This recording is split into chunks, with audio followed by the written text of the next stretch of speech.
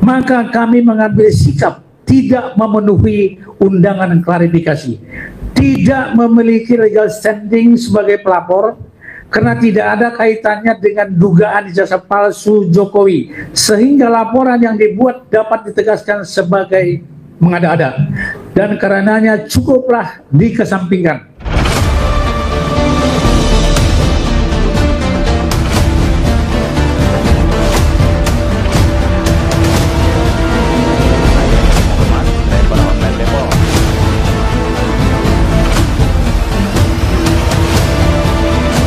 Assalamualaikum warahmatullahi wabarakatuh.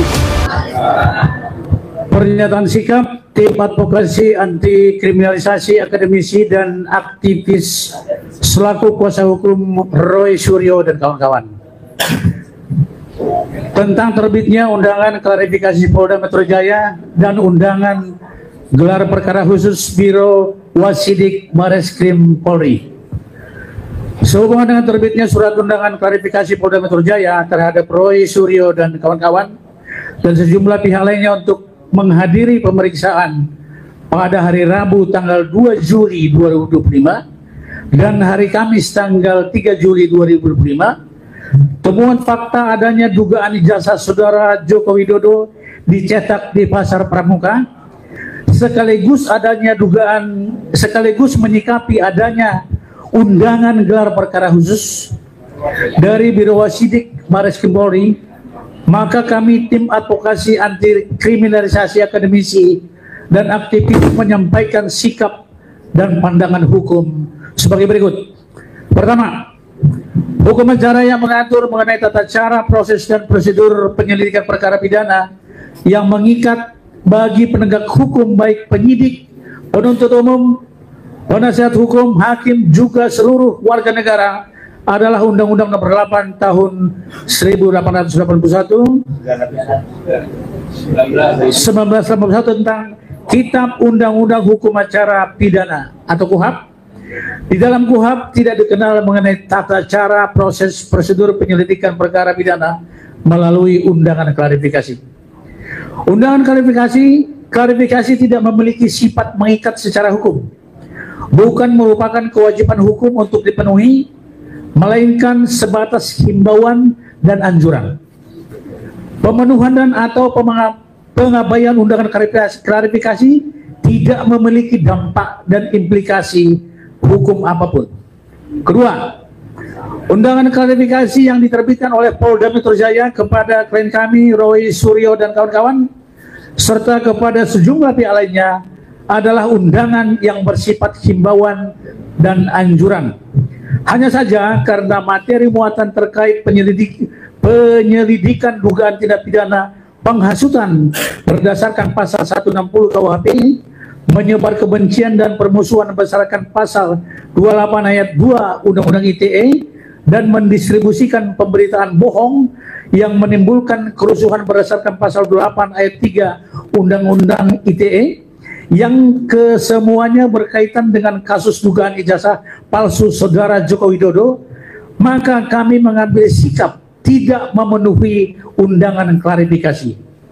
Dikarenakan materi muatan terkait kasus ini adalah menjadi materi muatan yang bersifat lex specialis, yakni menjadi delik khusus dalam kurung aduan berupa dugaan pencemaran berdasarkan pasal 310 KUHP, dugaan fitnah berdasarkan pasal 311 KUHP, dan dugaan pencemaran penggunaan sarana elektronik berdasarkan pasal 27A Undang-Undang ITE yang sudah dilaporkan oleh saudara Joko Widodo pada tanggal 30 April 2025 lalu, dan telah dilakukan klarifikasi terhadap klien kami pada tanggal 15 Mei 2025 dan pada tanggal 26 Mei 2025 yang lalu. Memperhatikan pula amar putusan Mahkamah Konstitusi nomor 105/PUU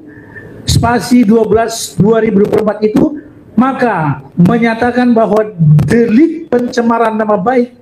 dalam kurung penghinaan tidak dapat diterapkan jika dilakukan demi kepentingan umum atau dalam konteks pembelaan diri.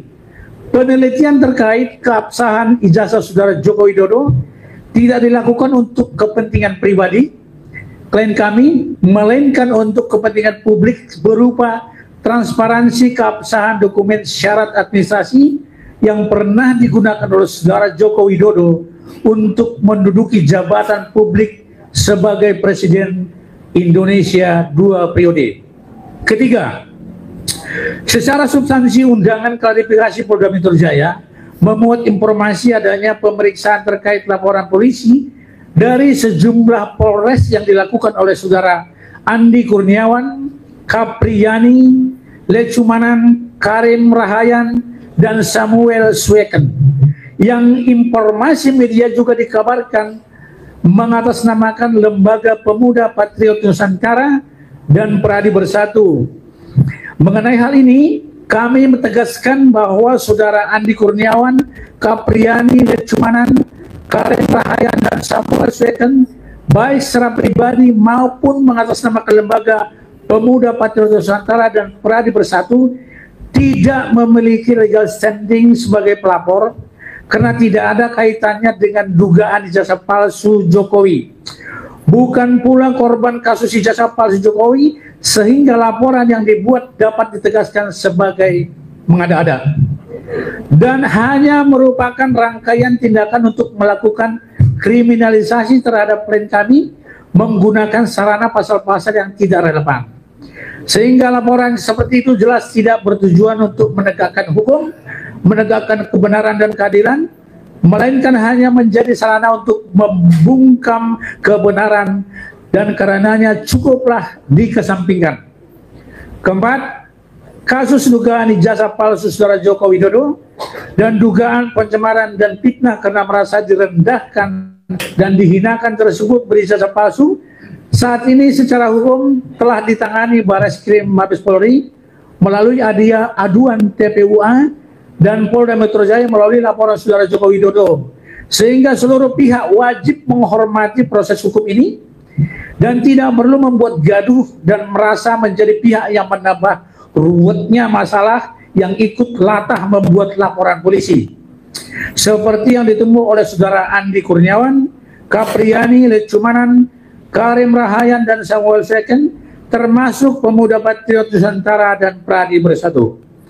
Kelima, dugaan ijazah saudara Joko Widodo palsu makin kuat diyakini publik, terutama selaku politisi PDP senior Biatur Suryadi mengungkapkan modus operandi ijazah palsu Joko Widodo tersebut dicetak di Pasar Pramuka, Jakarta.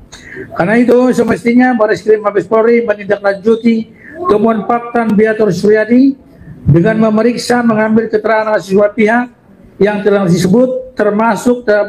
tetapi tidak terbatas terhadap Biatur Suryadi, Andi Wijayanto, Prasetyo Adi Marsudi, David Anggit Widodo, Denny Iskandar, Indra Yulianto, termasuk saudara Paiman Raharjo yang namanya juga ikut terseret dalam skandal ijazah produksi Pasar Pramuka.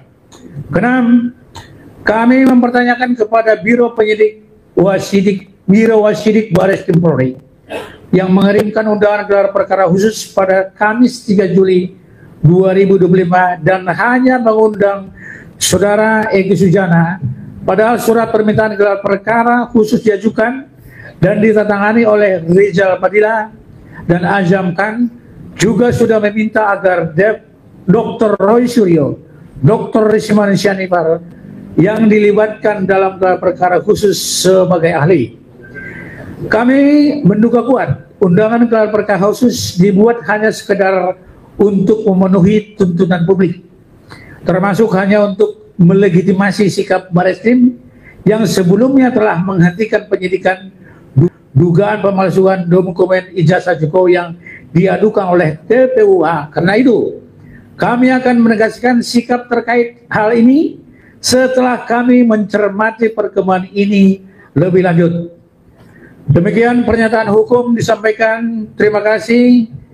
Kami dari tim kuasa hukum litigasi dan non-litigasi. Tertanda Jakarta 1 Juli 2025, Petrus Celestiano Sesa, Koordinator Litigasi, dan Ahmad Koji Judinesa sebagai Koordinator non litigasi.